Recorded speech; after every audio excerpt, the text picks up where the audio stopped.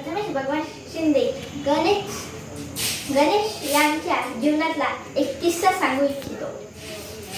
एकदा माता पार्वती स्नान करायला गेल्या होत्या आणि गणेश यांना सांगितले होते की कोणालाही आत येऊ देऊ नका। गणेश तिथं रखवाली करत असताना महादेव तिथे आले। महादेव मध्ये जात होते, पण गणेशने त्यांना अडवले। त्यांचे युद्ध झाले। महादेवाने गणेशचे तोंड कापले। माता सखी पार्वती त्या आवाजाने बाहेर आल्या। त्यांनी त्या महादेवाला म्हणल्या की माझ्या पुत्राचे तोंड वापस द्या।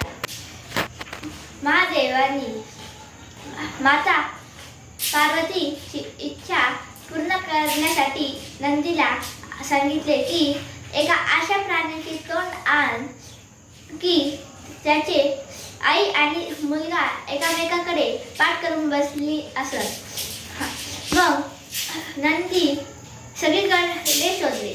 त्यांना धरतीवरती एक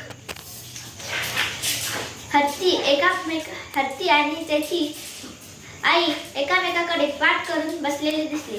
त्यांनी त्याचे तोंड कापले आणि महादेवाला आणून दिले। महादेवांनी ते तोंड गणेशला लावले, म्हणून गणेशचे तोंड हत्तीचे आहे आणि माता सखी पार्वती खुश झाल्या। भारतात हा उत्सव बाळ गंगाधर टिळक यांच्यामुळे साजरा होतो। त्यांना असे वाटत होते की सगळे लोक एकत्र येऊन एखादा उत्सव साजरा करावा। धन्यवाद।